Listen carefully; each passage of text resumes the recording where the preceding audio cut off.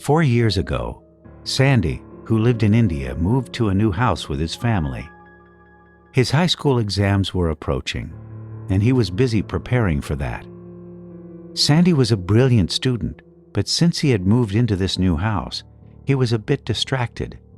Slowly, he started getting poorer grades in his school tests, and Sandy started staying aloof.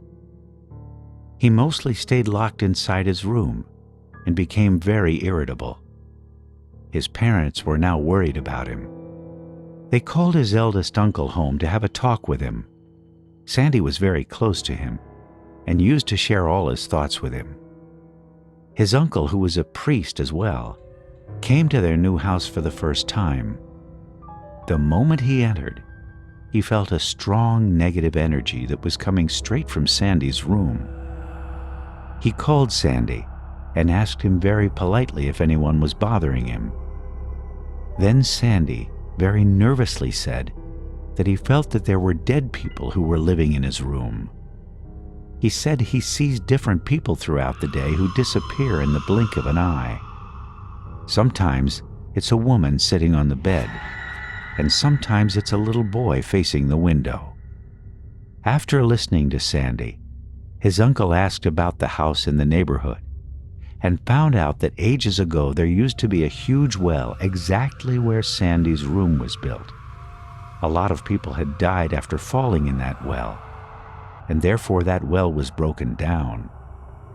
When his uncle informed Sandy's parents about it, they were stunned.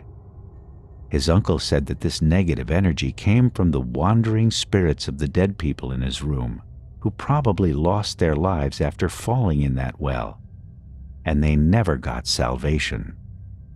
He told Sandy's parents that he would come tomorrow morning and organize a cleansing of the house, and that they should make Sandy sleep with them for tonight. Sandy, who was totally unaware of all of this, was studying for his exam. When his mother called him to sleep with them, he said that he'd come after finishing his course, but he again started seeing that mysterious woman sitting on his bed and that same kid standing by the window. Sandy, terrified, asked, "Who's there?" After that, what happened with Sandy, he has never been able to forget till this date. First, the kid twisted his neck completely, and then the woman did the same. Just then, people started coming out one by one from beneath the room, and slowly they started coming closer to Sandy.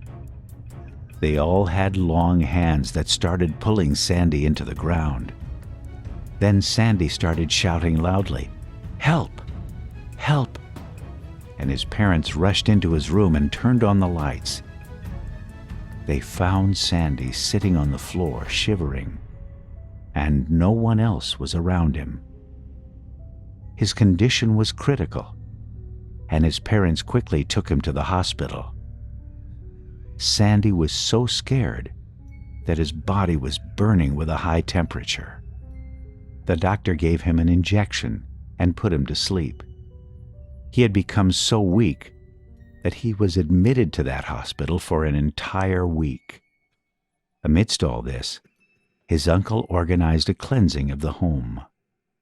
When Sandy got better, his parents sent him to stay with his uncle for a few months. And when they moved to a new house, they called Sandy back. In fact, even now Sandy can't study late in the night, and he's reminded of that horrific night every time before an exam. If you liked this story, then do subscribe to our channel, Bloody Monday, and watch scary stories every week.